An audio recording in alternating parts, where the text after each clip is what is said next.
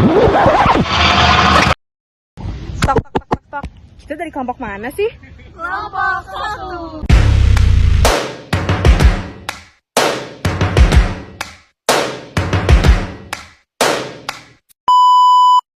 Apaan sih ini pemerintah? Udah tau rakyat lagi susah-susahnya, cuman kasih itu aja. Hai, kalian lagi ngapain sih? Ini gue habis baca postingan berita, masa pemerintah cuma ngasih itu aja, sedangkan yang butuhin rakyat kan banyak. Harusnya tuh bersyukur karena pemerintah masih aktif bergerak. Lagian yang dikasih pemerintah bukan cuma itu doang kok. Bener tuh, misalnya aja pemberian fasilitas jalanan, pendidikan, kesehatan, dan masih banyak lagi. Gini ya, Matt, kita tuh nggak bisa cuma mikir apa yang mereka kasih itu nggak cukup dan belum menekinan kita. Karena apa yang mereka kasih walau terhitung sedikit itu ya tetap kita syukuri. Kita bisa kok melakukan hal kecil kebaikan, misalnya aja dengan bayar pajak. Nah itu kan bisa membantu pemerintah yang nantinya juga membantu kita. Nanti kita dengan bayar pajak, kita kan bisa merasakan fasilitas dan lain-lainnya. Oh gitu ya. Nah, dari cuplikan video tadi, kita juga bisa loh melihat cerita-cerita seperti itu di dalam Alkitab. Contohnya pada Matius 22, ayatnya yang ke-15 sampai 22, tentang membayar pajak kepada kaisar. Kemudian pergilah orang-orang Farisi, mereka berunding bagaimana mereka dapat menjerat Yesus dengan suatu pertanyaan. Mereka menyuruh murid-murid mereka bersama-sama orang-orang Herodian bertanya kepadanya, "Guru, kami tahu engkau adalah seorang yang jujur dan dengan jujur mengajar jalan Allah, dan engkau tidak takut kepada siapapun juga, sebab engkau tidak mencari muka. Katakanlah kepada kami pendapatmu, apakah diperbolehkan membayar pajak kepada kaisar atau tidak?"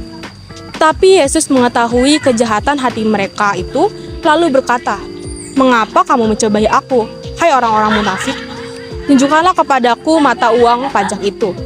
Mereka membawa 1 dinar kepadanya. Maka ia bertanya kepada mereka, "Gambar dan tulisan siapakah ini?" Jawab mereka, "Gambar dan tulisan kaisar."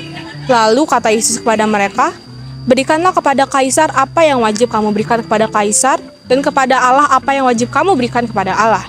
Mendengar itu heranlah mereka dan meninggalkan Yesus lalu pergi. Karena itu, kewajiban kita untuk pemerintah dan Allah itu berbeda. Karena itu kita harus tetap melakukan keduanya secara masing-masing. Nah, dari situ terdapat tokoh yang melatar belakangi peristiwa seperti tadi. Salah satunya adalah Sri Mulyani Indrawati. Dahulu ia dikenal sebagai seorang pengamat ekonomi di Indonesia.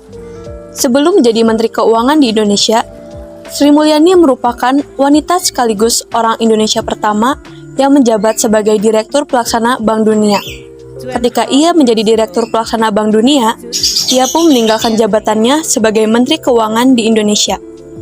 Walaupun pendapatannya sebagai Menteri Keuangan di Indonesia lebih rendah dibanding pendapatannya kala itu, ia tetap mau menjadi menteri di Indonesia. Hal ini adalah suatu kewajiban untuk warga negara Indonesia.